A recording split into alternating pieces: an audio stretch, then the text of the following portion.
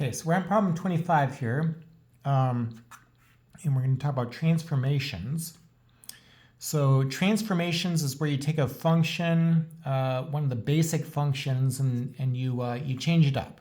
Okay, you shift the graph, or you reflect the graph, or you vertically stretch or shrink the graph. That's three transformations that we have to know.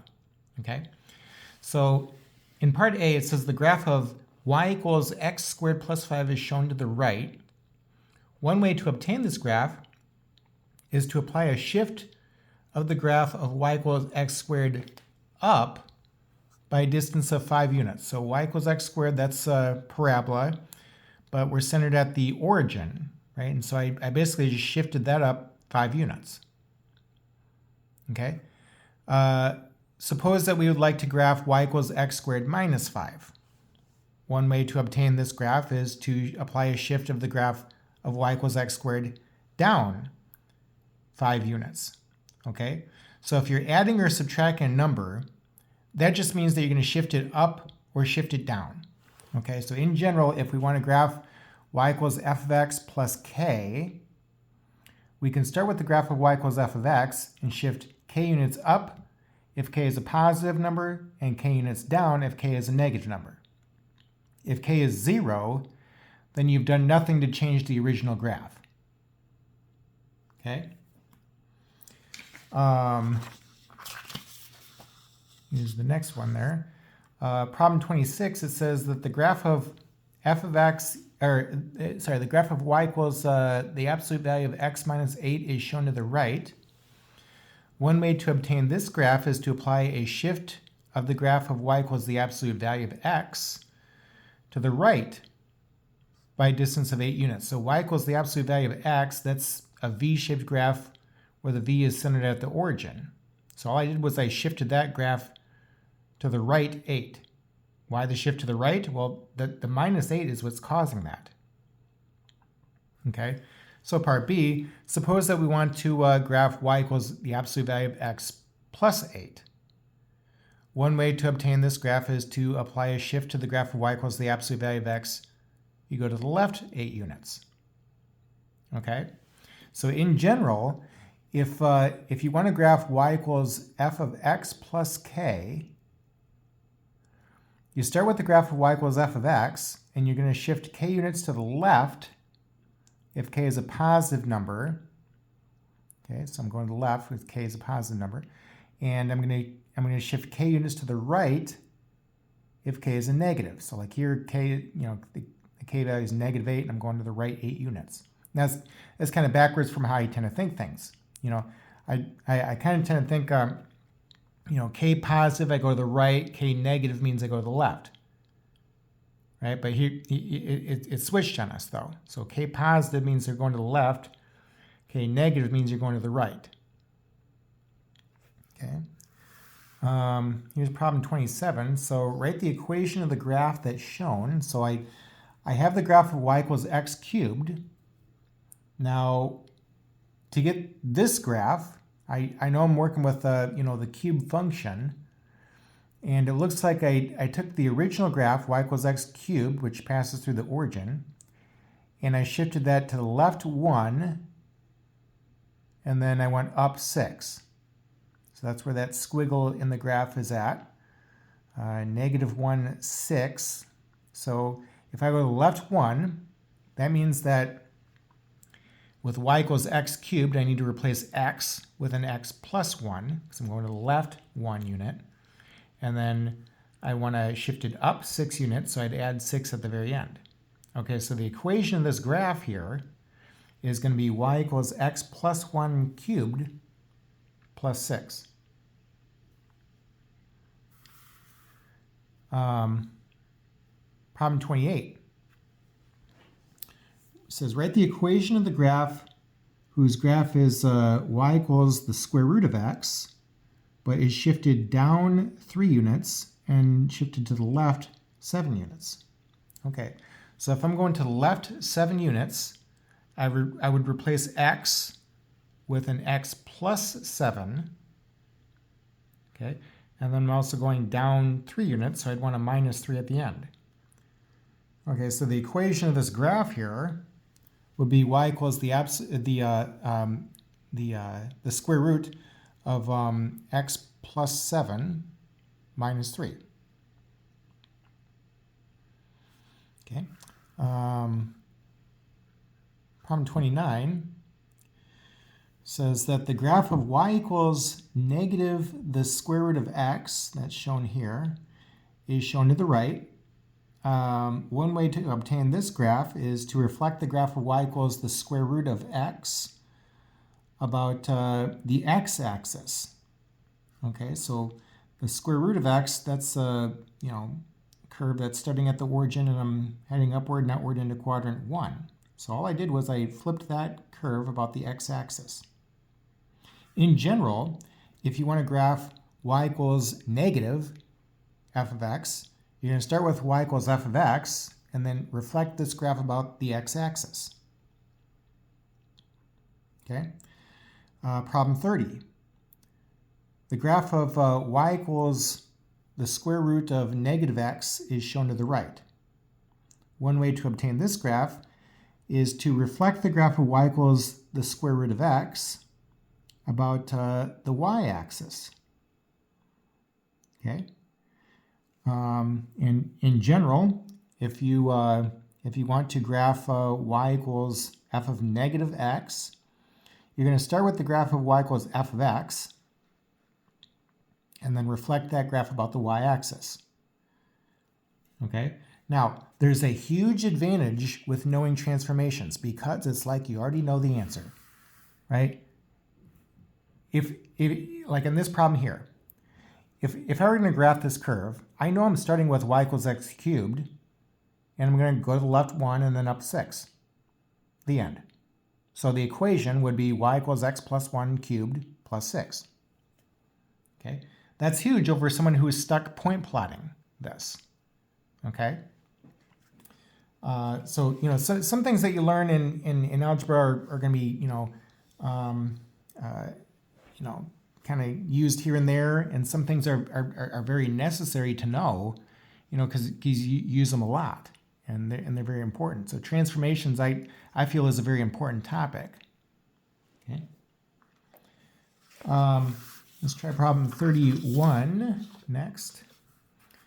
So in problem 31, they want us to write the equation of the graph that's shown below. All right, well, here I've got a parabola. This parabola is facing down, and it's shifted up 7 units. I'm using an increment of 2 on the y-axis there. Okay, now if I had a parabola centered at the origin facing upward, that'd be y equals x squared. So I'm working with y equals x squared. Now the fact that I flipped it upside down, that means I have to throw a negative in front of the function, right? Because I'm reflecting about the x-axis there.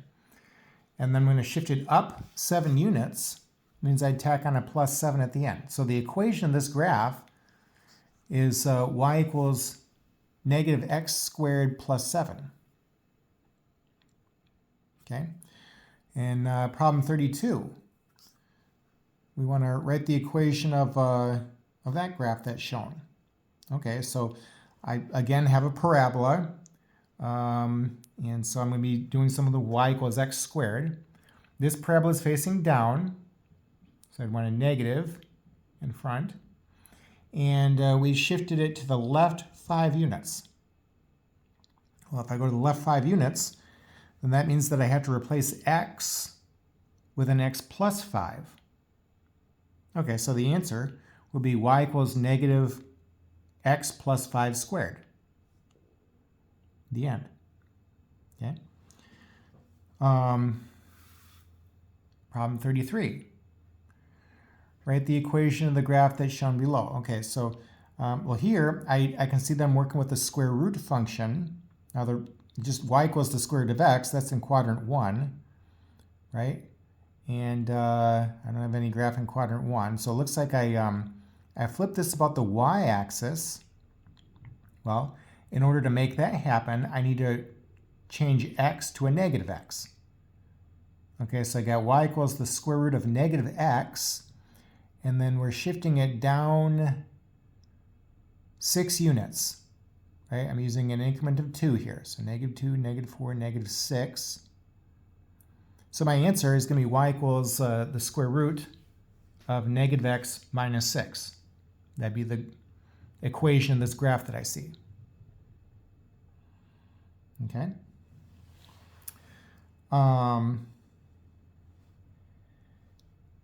Let's try problem 34 next. So problem 34, so, I've talked about 2 transformations so far. So they're shifting a graph, if I go left, right, up, down, or reflecting a graph, if I reflected about the x-axis of the y-axis, that's the second kind of transformation. Now the third kind of transformation is where I have a vertical stretch or a vertical shrink. Okay, or a vertical compression, that means the same thing. So problem 34 says that the graph of y equals 2 times the absolute value of x is shown to the right. Here's that graph. One way to obtain this graph is to apply a vertical stretch of the graph of y equals the absolute value of x by a factor of 2. Okay, now what I mean by a stretch is like if you imagine hands pulling on the vertical axis, stretching this graph out, then that's going to force the graph to get close to the y-axis on both sides. Okay, now to get the new graph, all you're going to do is you're going to multiply all the y values of y equals the absolute value of x by 2 to get y equals 2 times the absolute value of x. So that's all I did here. 0 is 0. When I multiply the y value by 2, that puts me at 0, 0. 1, 1. When I multiply the y value by 2, that puts me at 1, 2. -1, 1 on the original graph of y equals the absolute value of x. When I multiply the y value by 2, that puts me at -1, 2. 2, 2 would be on the original graph of y equals the absolute value of x. So I multiply the y value by 2. That's going to put me at 2, 4. And then -2, 2 is on the original graph of y equals the absolute value of x. When I multiply the y value by 2, that puts me at -2, 4. So all I'm doing is I'm multiplying all the y values by 2 to get this new graph here. Okay. In general, if we want to graph y equals c times f of x, and c is a positive number, then there's going to be a vertical stretch of the graph of y equals f of x by a factor of c. This means that you're going to multiply all the y values of the original graph by c in order to get the new graph. Okay, and again, that's how I got this new graph here.